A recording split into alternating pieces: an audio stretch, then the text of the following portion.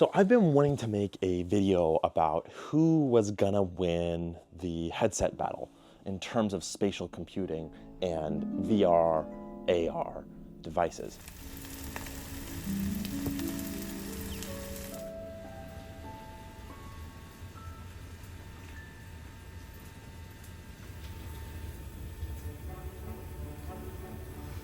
Now, I think that I've been thinking that I need to frame it that way because that is the way that a lot of the media has portrayed it and a lot of the ways that Zuckerberg has actually portrayed it. So, when I look around, it seems like there are a lot of people who just assumed that Vision Pro would be higher quality because it's Apple and it costs $3,000 more.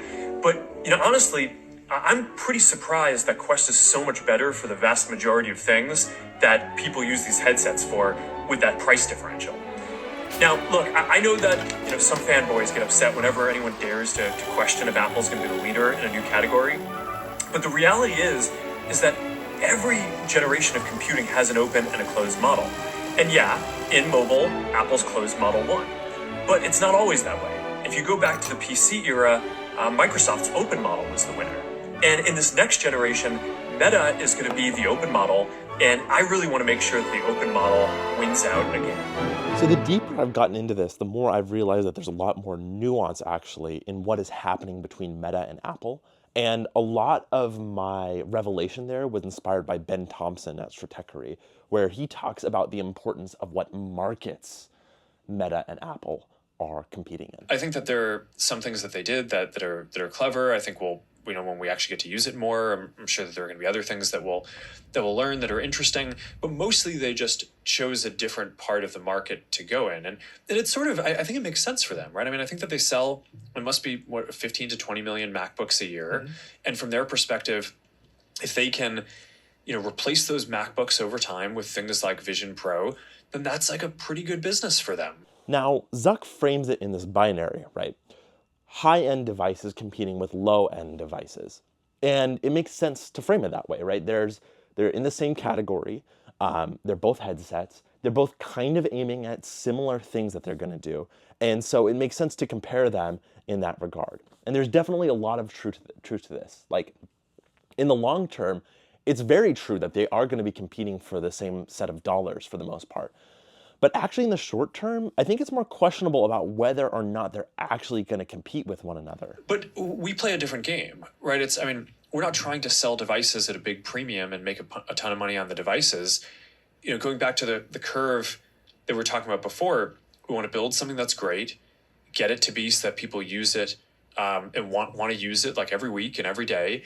And then over time, scale it to hundreds of millions or billions of people. And I think if you want to do that, then you have to innovate not just on the quality of the device, but also in making it affordable and accessible to people. So I do just think we're playing somewhat different games, and that I think makes it so that over time, they'll, I'm sure, build a high quality device in the zone that they're focusing on, and it may just be that these are in fairly different spaces for a long time. But, yeah, but I'm not sure. I think we'll see as it goes. So let's start with Apple. Zuckerberg outlines Apple's kind of approach very clearly, actually, and I think he does a good job at it.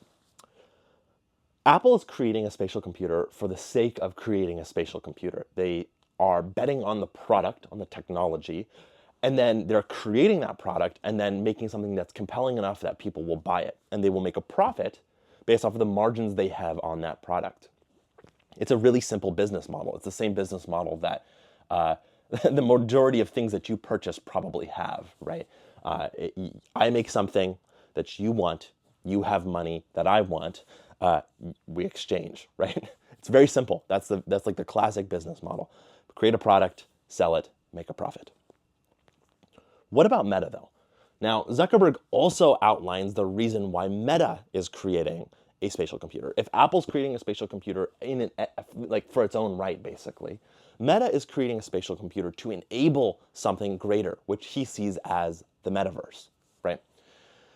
What he doesn't say is what the business model is, right?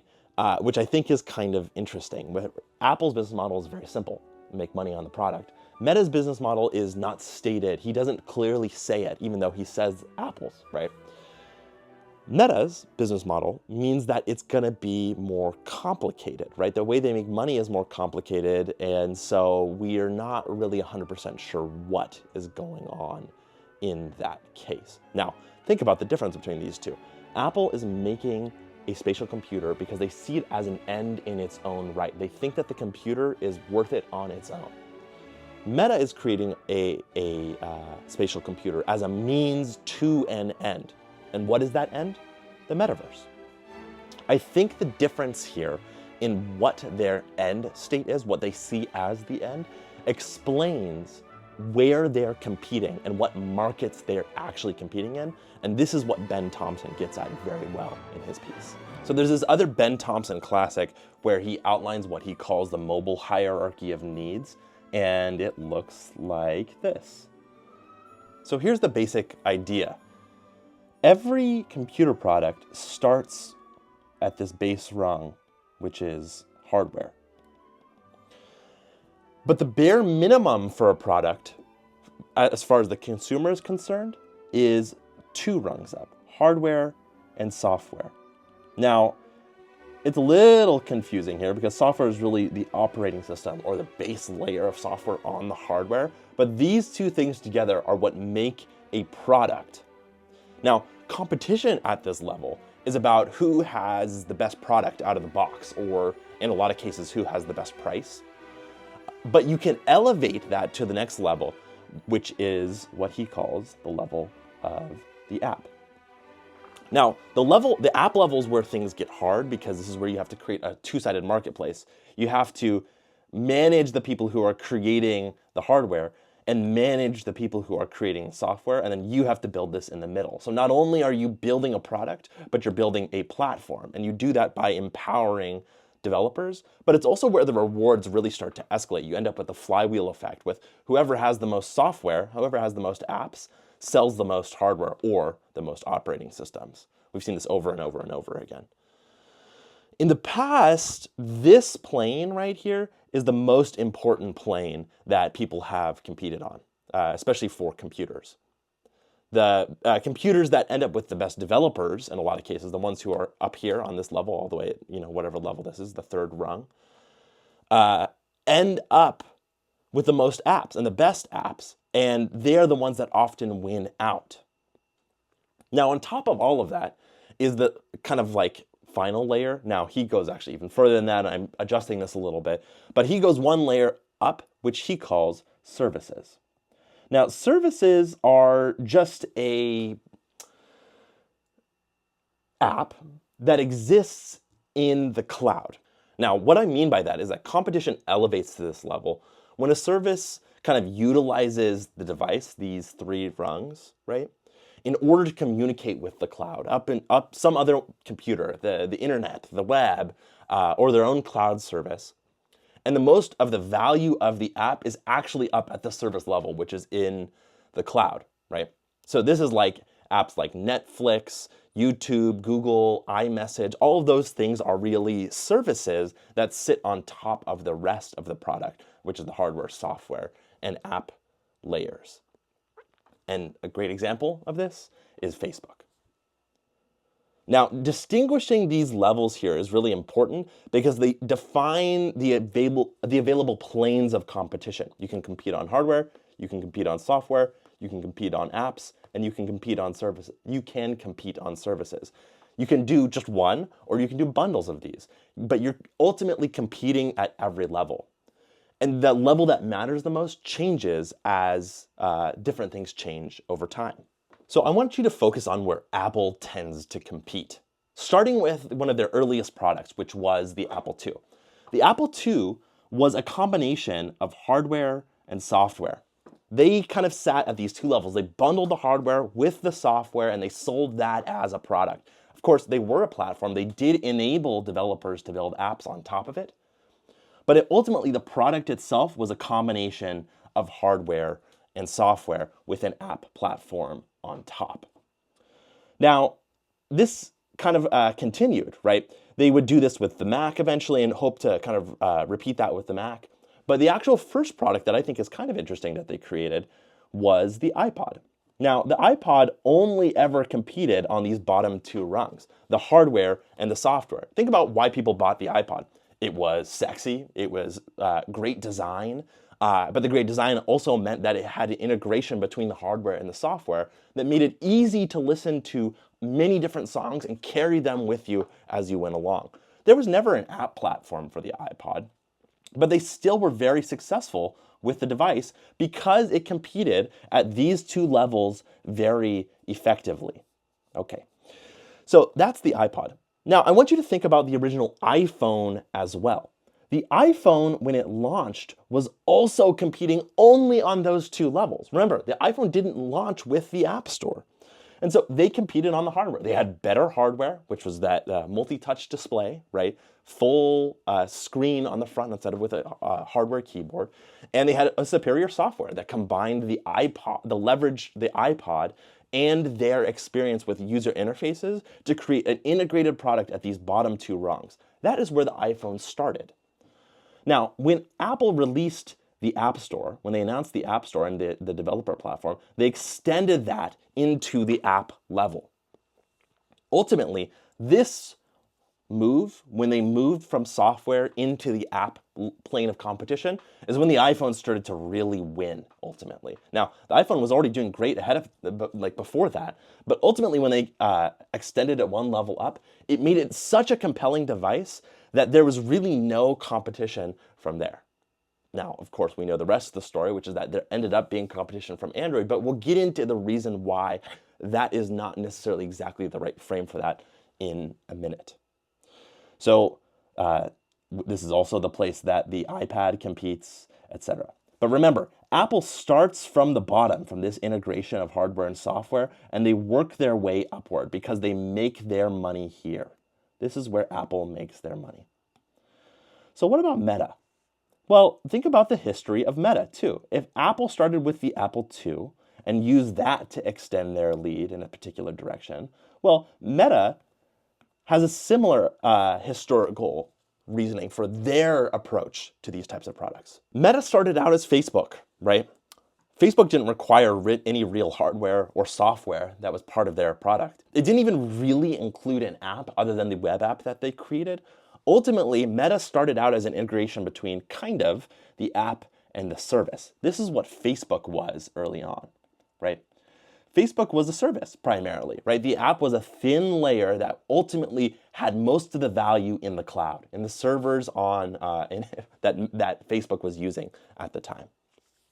Now, they've jumped down to this level of the software and into the level of the hardware in the past, but ultimately those efforts have mostly failed. Kind of exemplified by the phone that they tried to release. And actually, when they realized that they couldn't compete at the platform level, at these levels, they ended up finding out that maybe they could go to the next platform. Instead of competing here when mobile was something that was successful, maybe they could figure out what the next platform was, which is ultimately why Zuck bought Oculus, right? He was looking for the next platform. Now, think about this too. This is where everything is. This is where Instagram lies. This is where WhatsApp lies. Facebook starts from the top. They make their money from advertising on their services, and they work their way down. It's the exact opposite of Apple. Now, there is a bit of overlap, which is at this layer, at the app layer, right? They end up kind of competing with each other sometimes on this plane. And, Apple does extend its way up every once in a while. But ultimately, they are coming from different directions on mobile's hierarchy of needs, or ultimately computing's hierarchy of needs. Apple starts from the bottom, works its way up. Meta starts from the top and works its way down. So let's think about Quest versus Apple Vision Pro. Apple Vision Pro ultimately is a combination of hardware, software, and apps. And really, it actually right now doesn't even include apps that much. And so guess what? We end up with the same story again.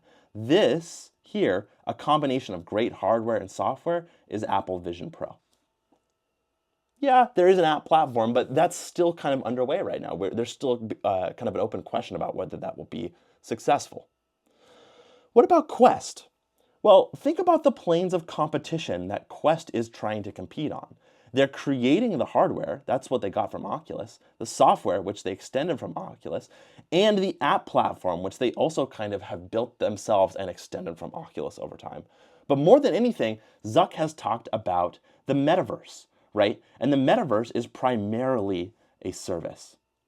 So if really this entire pyramid is what Zuck is saying he is competing on. And in fact, this spread is what I have critiqued in the past. This is what I called Zuck's nightmare, which is that ultimately he has spread himself so thin because he's wanted to compete on the traditional level that he's competed at up here.